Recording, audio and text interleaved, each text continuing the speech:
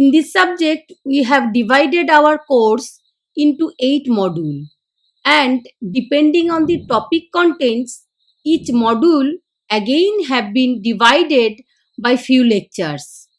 Finally, I have planned to complete the course of control system by 25 lectures.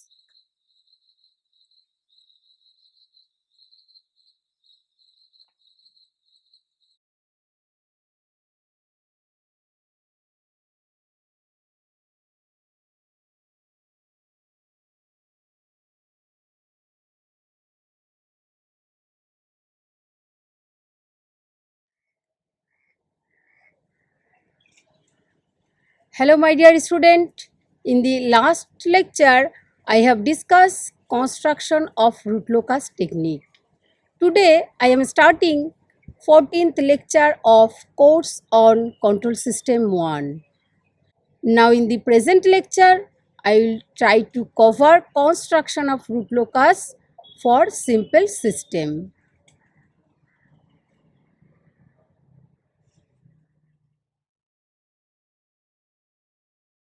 I will try to cover construction of root loci for simple systems.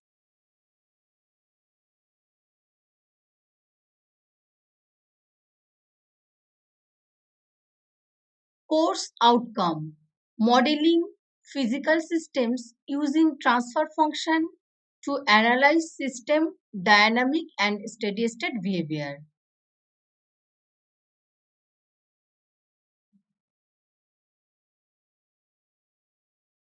Objectives: after studying this chapter, student will be able to know if the system is absolutely stable and the degree of stability. To predict a system's performance by an analysis that does not require the actual solution of the differential equations, and use a root locus method to determine if a control system is stable or unstable.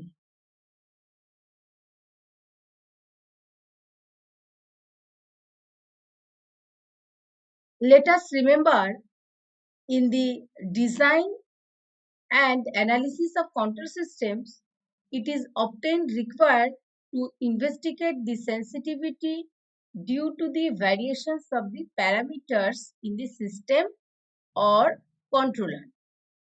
The root locus method plots the trajectories of the roots of the characteristic equation when certain parameters in the system vary. Procedure to plot root locus. Keeping all these points in mind, we are able to draw the root locus plot for any kind of system. Now let us discuss the procedure of making a root locus. Find out all the roots and poles from the open loop transfer function and then plot them on the complex plane. All the roots loci start from poles where k equal to 0 and terminates at the zeros where k tends to infinity. The number of branches terminating at infinity equals to the difference between the number of poles and number of zeros of GSHS. To predict a system's performance by an analysis that does not require the actual solution of the differential equations. Rules for construction of root locus. How to construct root locus? There are many rules which are used to construct root locus are described here. Rule 1. The root locus is symmetrical about a real axis and the number of branches is equal to the order of characteristics polynomial That means the number of poles of the open loop transfer function.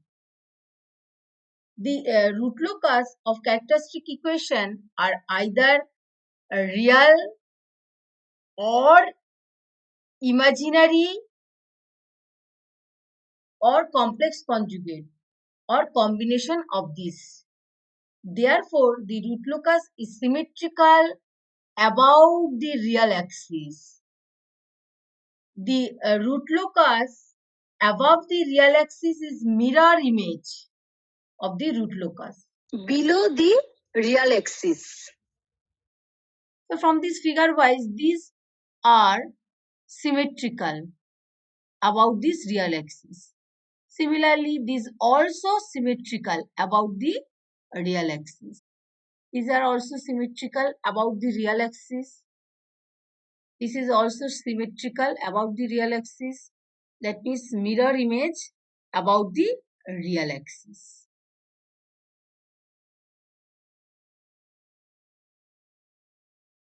Starting points of root locus. Rule 2. All branches of root locus start at open loop poles where k equal to 0 and ends at either open loop zeros or infinity where k equal to infinity. The number of root locus branches equal to the number of poles. Consider a example. Gs equal to k into s plus 1 divided by s plus 2 into s plus 3 into s plus 4.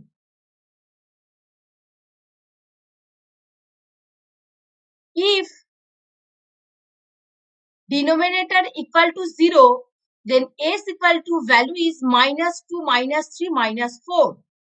And if numerator equal to 0, then s equal to value is minus 1.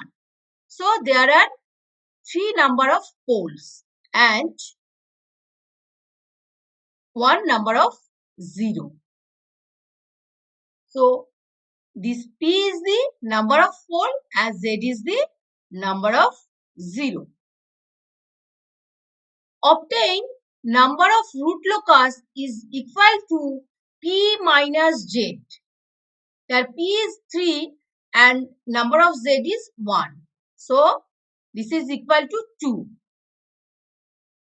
So where number of root locus branch equal to the number of poles. So where number of root locus branch are equal to 3. So out of 3 root locus branches, only 1 branches terminate at open loop 0. Because one finite 0 is present in the system. That means p minus z is equal to 2. That means 2 number of root locus branch terminate at infinity when k equal to infinity. Only one branch terminate at open loop 0.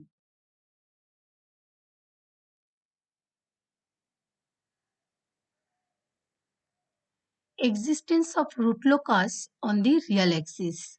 Rule 3. Angle and magnitude condition.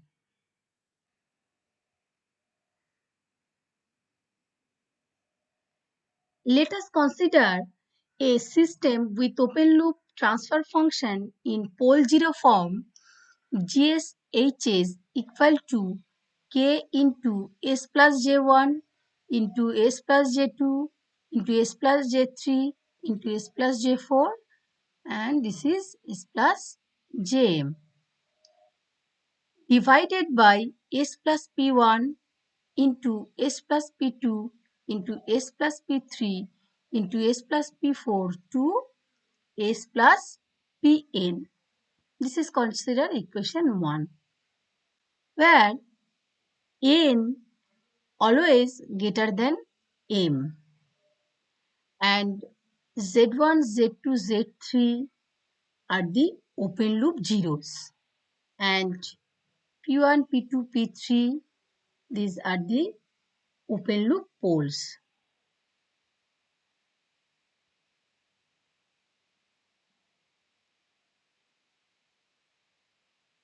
If we consider mod of GSHs equal to 1, so this is the magnitude condition.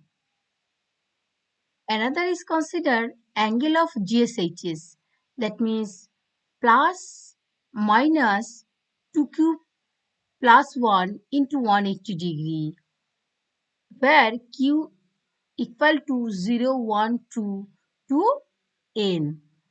This is the integer value. This is considered angle condition.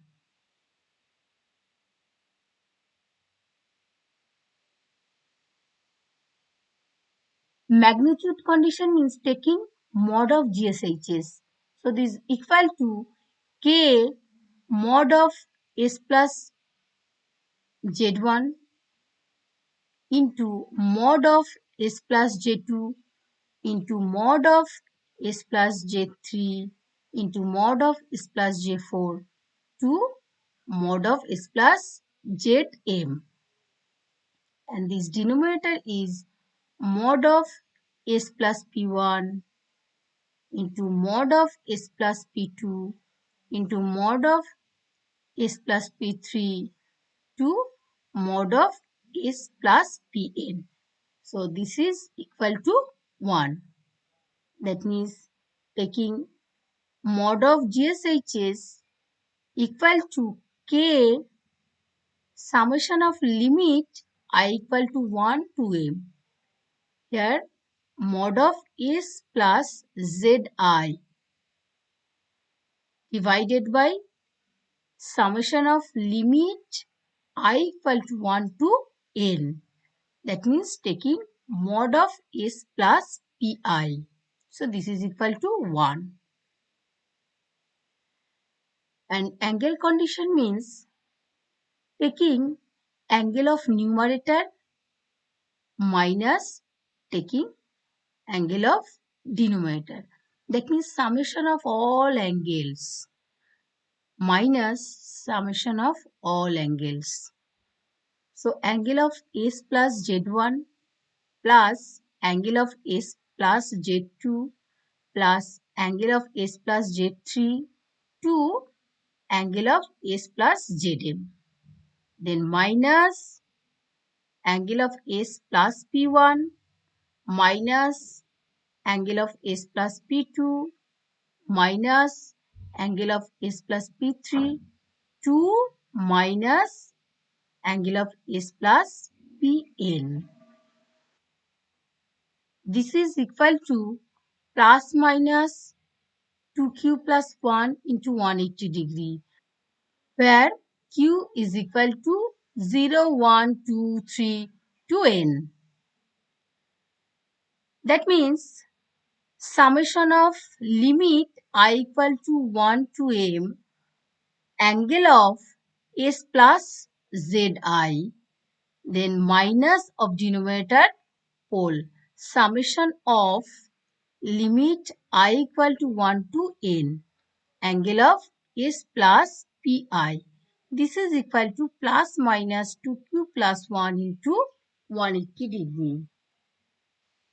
This magnitude condition gives the value of k corresponding to a point on the root locus. And we have seen that the values of s in the s plane that satisfy the equation B are part of the root locus.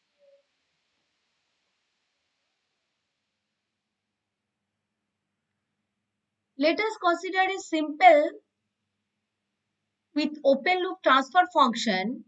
So GH and feedback transfer function is HS. Then the closed loop transfer function is equal to, we can write GS by 1 plus GSHs. So 1 plus GSHs equal to 0. So this is the characteristic equation. So from this equation, we get GSHS equal to -1. If taking mod, then mod of GSH is equal to this is 1. So this is magnitude criteria.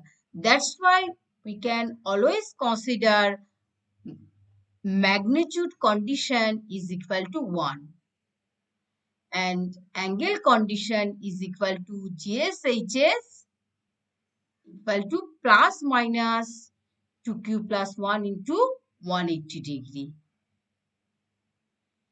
Using this equation 1 and 2, we can define the locus, the set of all points on the S-plane that satisfy angle criterion of equation 2 is on the root locus. The magnitude criterion of equation 1 gives the value of k corresponding to a point on the locus.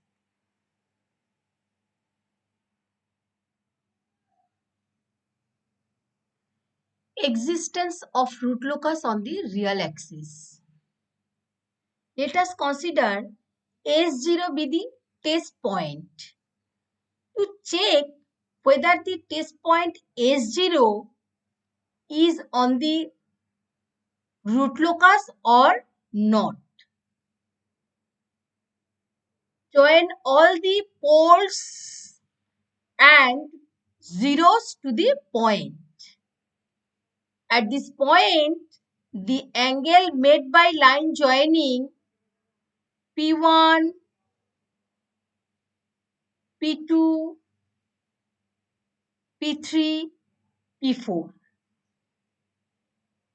are angle of S0 P1 and angle of S0 P2 and angle of S0 P3 and angle of S0 P4 respectively. Similarly, the angle are made by line joining Z1, Z2, Z3 and Z3 dash. So these angle are S0 plus Z1, S0 plus Z2 and angle of S0 plus Z3 and angle of S0 plus Z3 dash. From this figure, it is seen that the angle made by P1, P2 and Z1 are 180 degree. That means P1 to S0. So what is the angle? 180 degree. And P2 to S0. This angle is also 180. Z1 to S0. This angle is 180. Then we can write angle of S0 plus P1 equal to angle of S0 plus P2 is equal to angle of S0 plus Z1 is equal to 180 degree. Then the angles made by P3, P4 and Z2. So this angle is 0 this side to this side. That means angle of S0 P3 is equal to angle of S0 P4 is equal to angle of S0 Z2. All are 0. The angle made by Z3 and Z3 dash are equal and opposite. If we consider this is minus phi and this is plus phi. This side, this is plus and this side angle, this is minus phi. The sum of the angles contribute by the complex conjugate 0, Z3 and Z3 dash is 0. That means minus phi 3 plus phi 3 is equal to 0. So always there is no angle by this complex pole and 0 because these two are equal and opposite.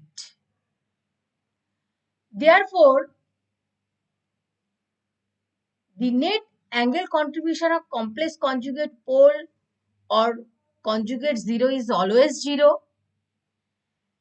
and the angle contribution of all the poles and zeros on the real axis to the right of the test point is 180 degree, and the angle contribution of all the poles and zero on the real axis to the left of the test point is 0.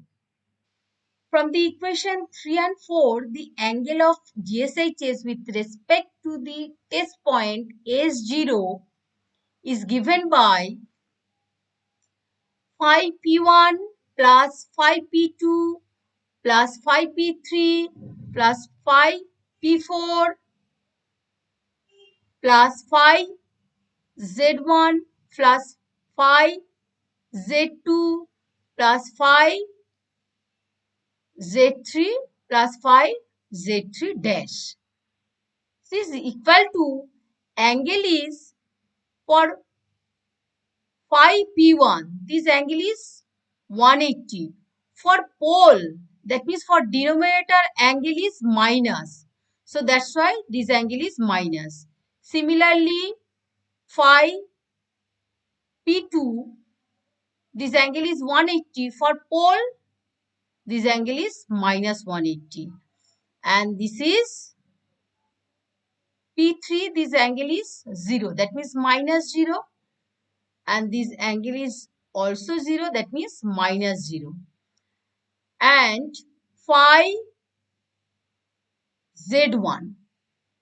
This angle is 180 for zeros. That means for numerator pole is always plus. So this is plus 180.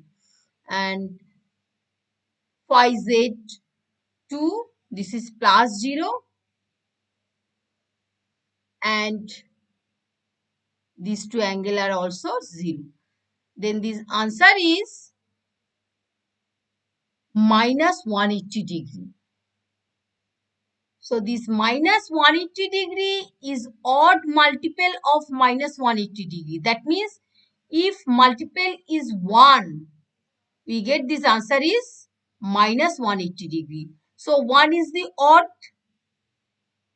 Therefore, S0 is a point on the root locus. Because you know that the angle criterion is plus minus 2q plus 1 into 180 degree. If q equal to 0, so this is 180 degree. That means 1 into 180 degree. So this is odd multiple. If q equal to 1, so 2 plus 1, that means 3 into 180 degree. So this is odd multiple of 180 degree. If odd multiple, that means this is satisfy the angle criteria. So S0 is a point on the root locus. Similarly, if we consider S1 is the another test point on the real axis. Then similarly find the phi P1 with respect to S1. Phi P2 plus phi P3 plus phi P4 plus phi Z1 plus phi Z2 plus phi Z3 plus phi Z3 dash. That means angle of S1 plus P1. So this angle is 180 degree. But for P1, this is minus 180. That means for pole. Similarly, phi P2. Phi P2 means angle of S1 plus P2. So this angle also 180 degree. For pole, this is minus 180 degree. Plus phi P3. Angle of S1 plus phi P3. So this angle is 180 degree. but minus 180 degree, minus 180 degree. Next, phi P4. That means angle of S1 plus P4. So this angle is 0. So minus 0 for pole. Next is phi Z1. That means angle of S1 plus Z1. So this angle is 180 degree. But this angle is plus 180 degree for pole. This angle. Next, phi Z2. This angle is 0 because this is left hand side. This angle is 0. This angle. And for complex conjugate, these two poles are also 0 because these are toward equal and opposite. Then we get this answer is minus 360 degree. So this minus 360 degree, if 2 into 180 degree, then we get 360 degree angle. This is not a odd multiple. This is even multiple. That means 2. So this is not equal to the angle criterion. So minus 360 degree is not odd multiple of minus 180 degree. That means this is not satisfied this angle criterion. So S1 is not a point on the root locus. Thus the necessary condition for determining the real axis locus from equation B is NZ minus NP into 180 degree equal to plus minus 2q plus 1 into 180 degree. That means NZ minus NP always odd. That means if odd multiple of 180, so this is satisfied the angle criteria. Similarly, if NZ plus NP, so this is also odd value. For example, if 2 minus 1, so this is odd multiple. If 2 plus 1, so this is also odd. That means 3. That means if NZ minus NP is an odd number, then this NZ plus NP is also odd number. Therefore, we can conclude that if the total number of poles and zeros to the right of the test point S0 on the real axis, then the test point S0 lies on the real axis. But why we consider NZ minus NP? From equation B, summation of zeros minus summation of pole. So that's why we consider always NZ minus NP. NZ minus NP is always odd number. If we consider NZ plus NP, so this is also odd number. So that's why always we consider these any poles and zeros are present in the root locus or not. This is depends on the right hand side of this test point is summation of poles and zero if odd.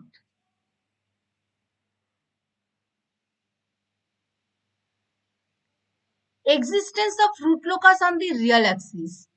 Find open loop poles and open loop zeros from the given system and the pole in the S-plane.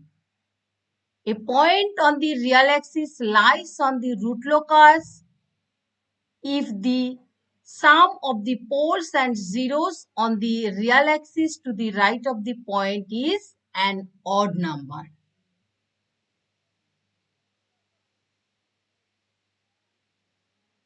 If we consider The system Gs equal to K into S plus 1 divided by S plus 2 into S plus 3 into S plus 4. So poles equal to S minus 2 minus 3 minus 4. So pole always indicate by cos symbol. So this is minus 2 minus 3 minus 4 and another 0 is minus 1. So if we consider any point in this left hand side of this 0. So right hand side number of zeros and poles is only 1. That means this is odd. So root locus lies on this real axis between this minus 1 and minus 2. Similarly, if we consider any point left hand side of this poles as 0, then you consider this right hand side, total number of poles and zeros are 2, 1 plus 1. That means this is even. So there is no root locus lies between minus 2 and minus 3. Similarly, if we consider any test point in this real axis, so right hand side of this side, 2 poles and 1 0. That means summation of this odd number. Then root locus lies between minus 3 to minus 4.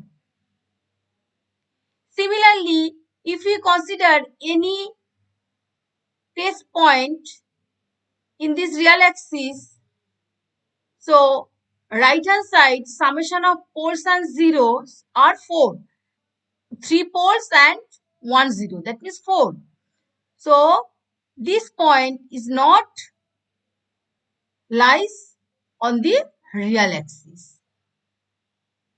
So root locus lies between minus 3 to minus 4 and minus 1 to minus 2. So from this figure, this is the root locus branch. And similarly, this side is root locus branch because right hand side is odd number. And this to this, there is no root locus because if we consider this test point, then right hand side is 2 poles. That means odd number.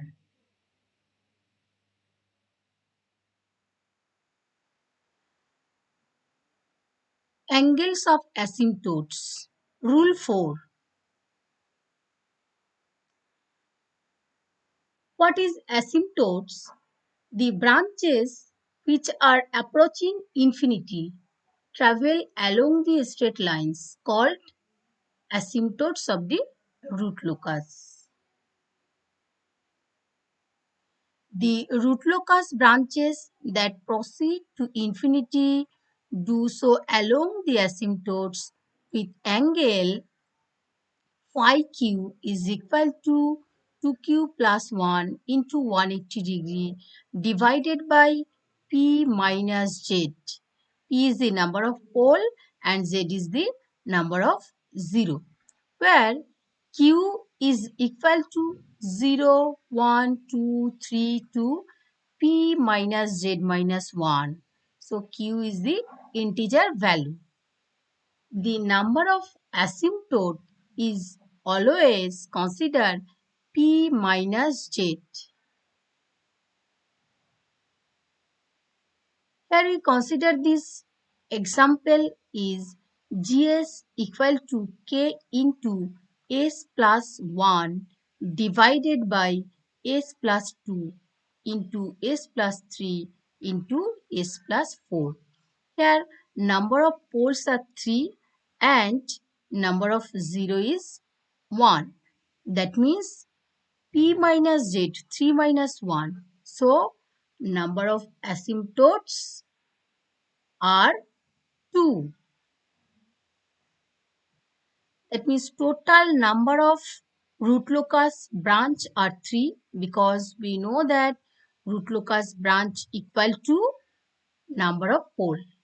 Out of 3 root locus branches, only one branches terminate the open loop 0 and remaining 2 branches terminate at infinity when k equal to infinity.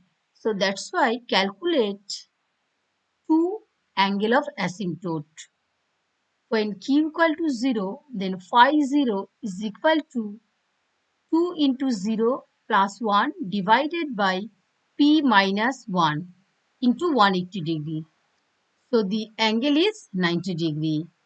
Then when q equal to 1, then phi 1 equal to 2q plus 1. That means q is considered 1. So 2 plus 1, 3 divided by 3 minus 1 into 180 degree. So the result is 270 degree.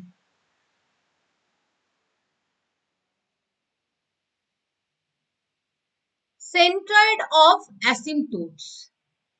All the asymptotes intersect the real axis at a common point is called centroid of asymptote. So this is rule 5. The centroid, the point of intersection of the asymptotes with the real axis is given by sigma A is equal to sum of real parts of poles minus sum of real parts of zeros divided by number of poles minus number of zeros.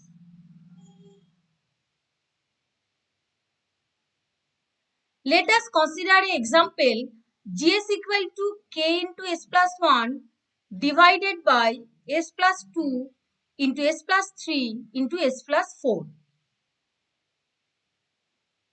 Then calculate centroid of asymptote. Sigma A is equal to poles are minus 2, minus 3, minus 4. That means minus 2, minus 3, minus 4 minus 1 divided by 3 minus 1. So this answer is minus 4. This is the centroid of asymptote. Then draw figure. Centroid is minus 4. That means intersecting point on the real axis. And one asymptote is 90 degree angle. Another is 270. So these two are asymptotes symmetrical with respect to real axis.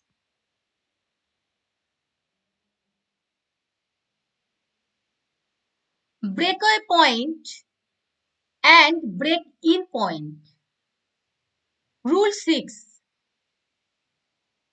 A breakaway point is the point on the real axis segment of the root locus between two real poles where the two real closed loop poles meet and diverge to become complex conjugate.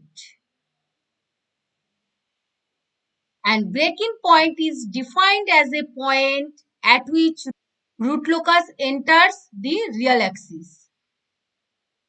That means this point is break away point. So root locus diverge to become complex conjugate, and this is break-in point. Root locus enters the real axis.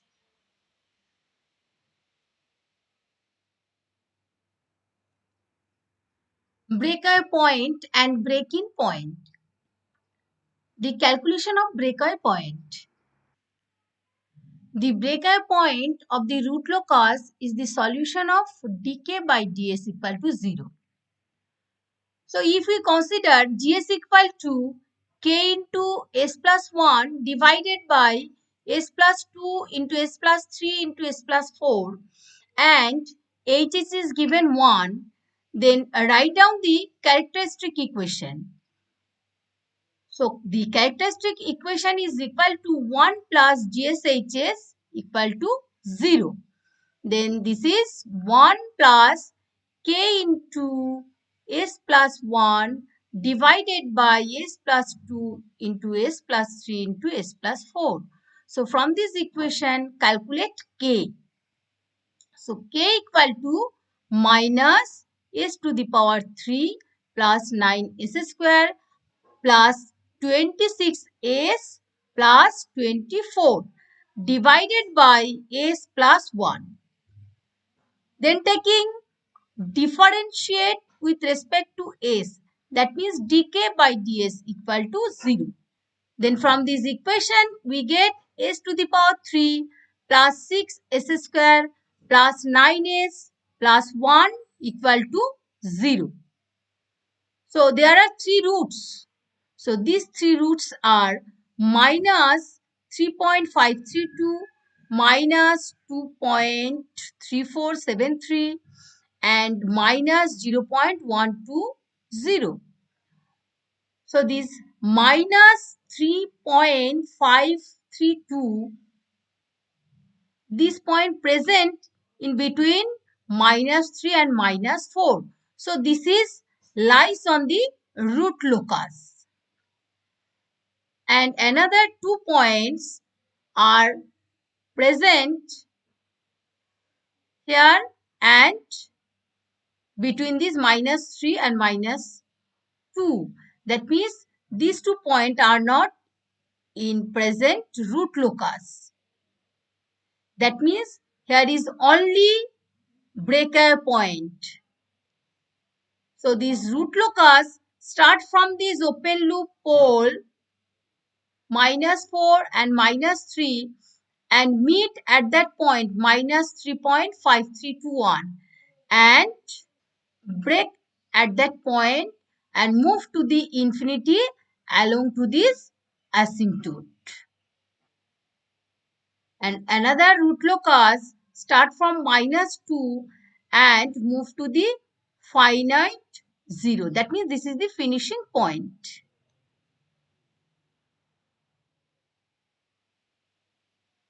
Angle of departure at a complex pole. The angle of departure is the angle at which the locus leaves a pole in the S-plane. The angle of departure of the root locus from a complex pole is given by phi d is equal to 180 degree minus sum of angle of vectors drawn to the set point pole from the other poles minus sum of angle vectors drawn to the pole from the zeros. That means these two are complex pole. If we consider any pole is a set point, so this set point to join another poles and zero by the straight line. So where these pole are joined to this set point pole and these zero are joined to the set point pole and these poles are also joined to the set point pole. Then find this angle and this angle. Then calculate theta 2, theta 4 and theta 3. This theta 2 is the 90 degree angle. And calculate theta 4. This theta 4 is equal to tan inverse y by x. This y, this value is 1 and x is from this point is 1 and this is minus 2, this is minus 3. That means this magnitude is 2, x-axis magnitude. So tan inverse 1 by 2. So this value is 27 degree. And then calculate theta. So theta equal to tan inverse y by x. This y is 1 and x is 1. Then calculate theta 3. Theta 3 equal to tan inverse 1 by 1. That means tan inverse 1. So 45 degree angle. So phi d, that means angle of departure for this complex pole is equal to 108 degree. If we consider this another pole, that means this is considered set point, then using same method, then find the angle of departure for this pole. This is equal to minus 108 degree because these two are opposite. So the root locus departure from this complex set point pole at 108 degree, and from this another complex pole it is minus 108 degree. That means if we consider this is the angle of departure, that means this is angle wise this root locus departure from this pole and move to the infinity. Similarly, this is the angle of departure and this root locus departure from this pole and finish to the infinity. And this is intersect the imaginary axis.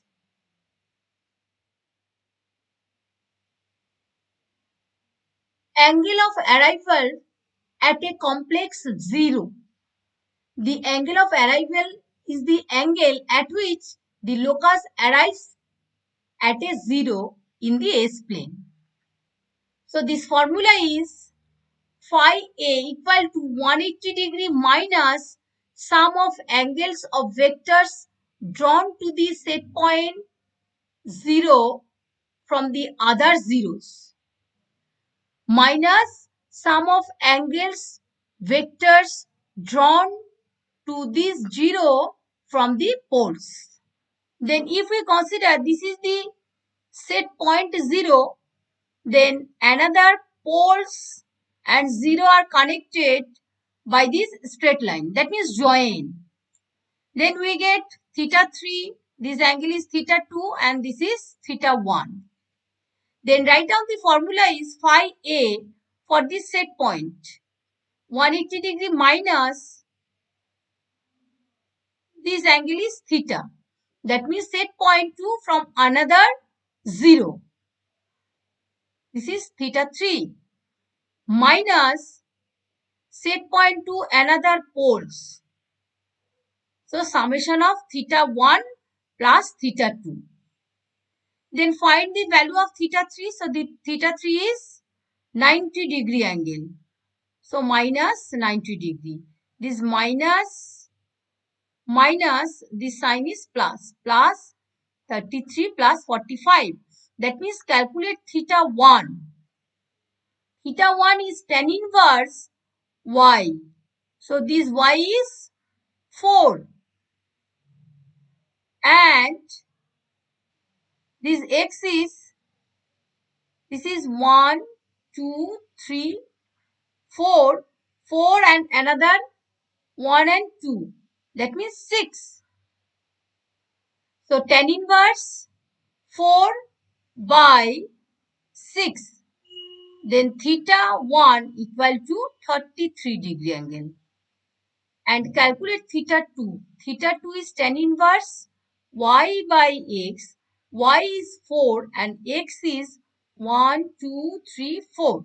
X is 4. So tan inverse 4 by 4. That means 1. So 45 degree angle. So this answer is phi A equal to 160 degree for this set point 0. Consider the complex 0. The root locus arrived at this complex 0 by this angle 168 degree and another is minus 168 degree.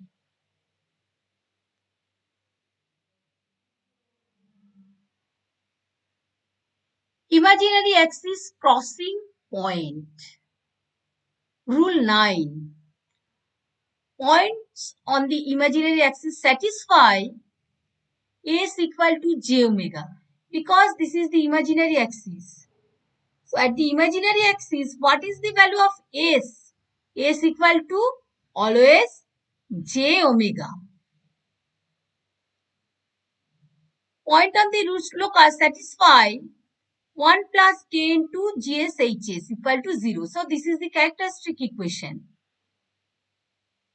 Substitute S equal to j omega into the characteristic equation and solve the phase equation for omega.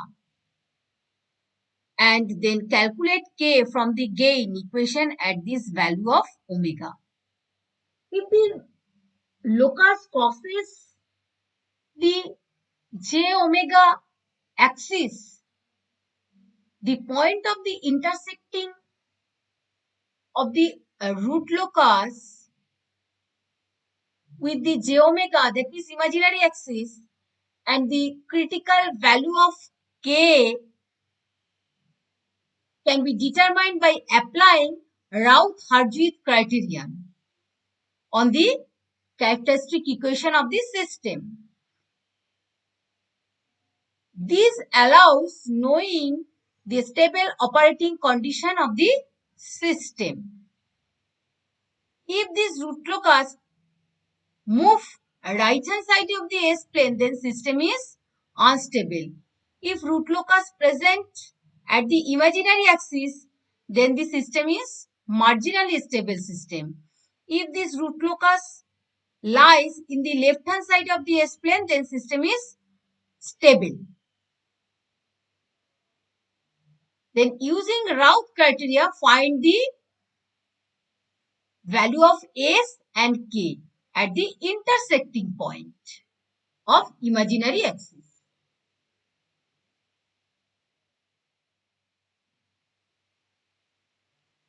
Value of K for a given damping ratio from the root locus plot. Rule 10. To determine the value of K for a given damping ratio zeta from the root locus plot, draw a line making an angle of theta from the origin such that theta is measured from the negative real axis in clockwise direction. Cos theta equal to zeta. That means theta equal to cos inverse zeta, where zeta is the damping ratio. At the point of the intersecting P of this line with the root locus plot, apply the magnitude condition and determine the value of K.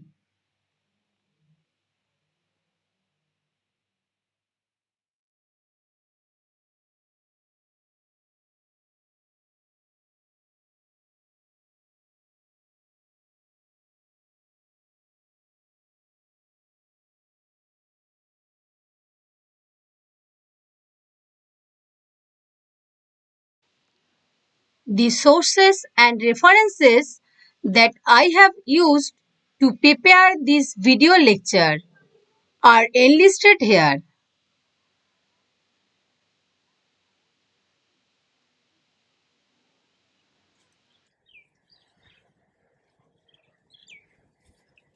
In the next lecture is coming soon on some solution of numerical problems of root locus technique.